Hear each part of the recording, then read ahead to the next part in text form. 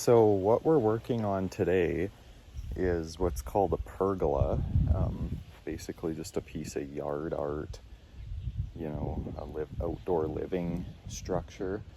But we are at the same yard that we did the fence and retaining wall at. But this was just sort of an add-on project, so we had to come back and do it separately. So yeah, I'll show you what we're doing. Now, what I decided to use here was this Simpson Strong Tie Outdoor Accents hardware set. So, you can buy all sorts of different pieces for it, but these are the post bases, and they just go in with a 1/2-inch wedge anchor. Now, if after getting those post bases in, we just set the posts in there. I just put a screw in each side to hold it. So that's sort of our base for it. And I was originally just going to go with 4x4 posts because they're easier to get around here. I had to drive 2 hours to get these, but the 6x6s just look way better, and they're kind of that nice rough sawn lumber. The client just wanted to go with treated, so with that rough sawn look, you kind of get that rustic look of cedar. But yeah, and then these 2x8s are what I'm going to be working on next. So I'm just going to take some measurements and sort of determine if I have to cut them or if I'm just going to put them up full.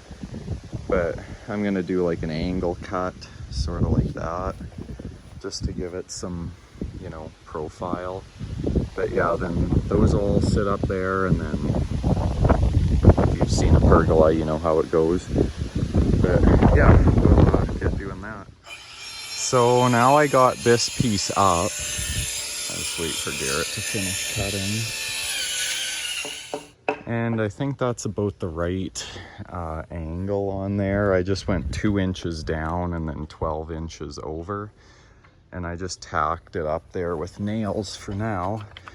But these will go... So these will go just like that and act as it'll actually give it structural support, but it's more just decorative than anything. So I will put those on.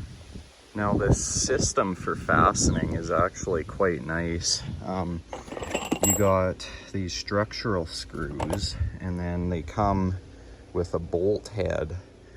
So it gives it the look of actual bolts. It's not a cheap system. The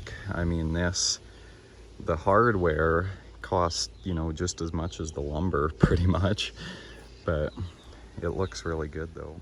All right, so this is where we got to today. Those pieces are up, and of course I couldn't get enough hardware. The co-op in North Battleford, I had them order some in, but then they went ahead and put it back out on sale before I could go pick it up. So I just got what I could, but the Loose Land Co-op's got my back. They're gonna order me some in, which is nice. Yeah, so this is gonna be a really fancy looking thing. I also went and grabbed some 2x8s for the top pieces, so I just think it'll look a lot better. And then the color will match. Those 2x6s, they were like a slightly different color, which I didn't like.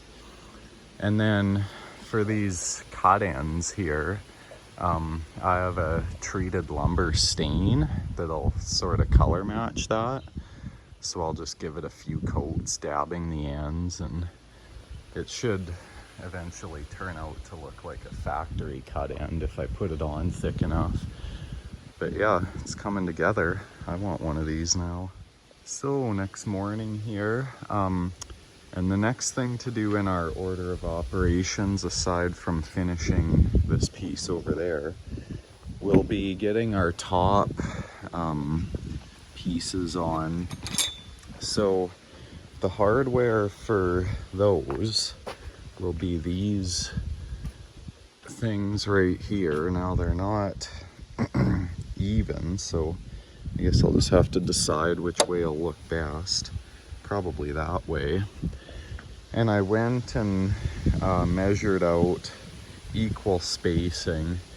Now, because this isn't like an exact measurement, like, you know, technically it's 10 feet by 10 feet, but it's a few inches shorter just because we were hitting the eave there, so we just shrunk it by a few inches. So in order to make it so there's not a short span, because I was just going to do these 1 foot apart, but then you would have had a short opening on the end and it just would have looked silly and not really properly thought out. So as it turns out, these were just shy of 11.5 inches for spacing. So I got, those are just center marks. So I'll just go put these on ahead of time, line them up center, and then we'll have something to fasten to, just so I don't have to toenail and have an ugly mark.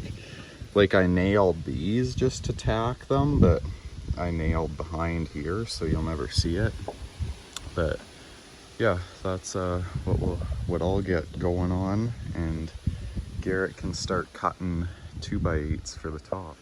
So right now we're just working on putting the top joists on, and they're going pretty good. They're fairly close together, which is nice, because then you get some good sun blockage. Like if you're, you know, if the sun's at that angle there, which it probably will be most of the time in the evening, that'll give you some shade under here. But I did put the boards running this way because chances are they'll be using this in the evening, so when the sun's coming from that direction. But like the morning sun will come this way, so it won't really give any shade in the morning, but chances are it'll be used in the evening, so that's why I picked to run them that way. Now I'm getting to work on putting these top pieces on.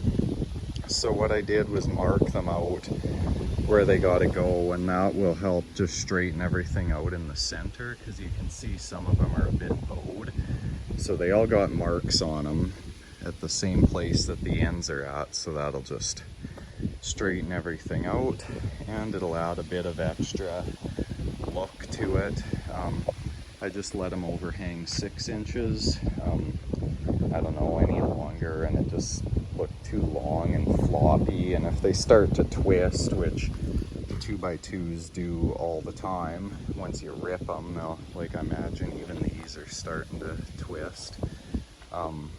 They'll just go all over the place, but 6 inches should be safe. I don't think they'll move too much, but yeah, and that'll also hold the top steady so they're not twisting around.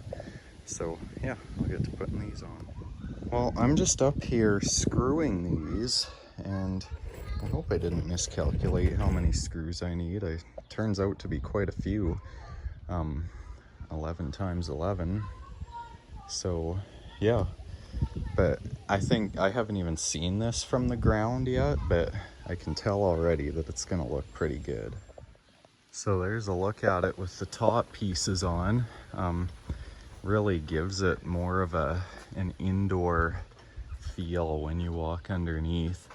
And I mean, that'll sort of block a little bit of the sun from that direction, but not much.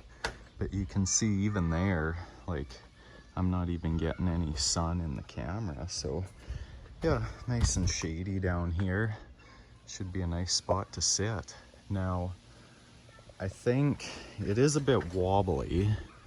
Like, I mean, not very wobbly. You really gotta push on it, but even still, I think I'm gonna add just some angled braces in each corner. Put them far enough back that you won't feel like you're gonna hit your head on them or anything. So yeah, that's what I'll do next. All right, so I got those angle braces in. That sturdied it up quite a bit.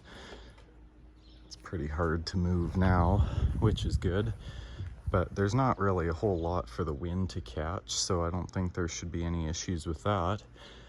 Now all I'll really have left is some touch-up staining on the ends. And then we might do a wall there and a wall there, but we'll see what the client decides.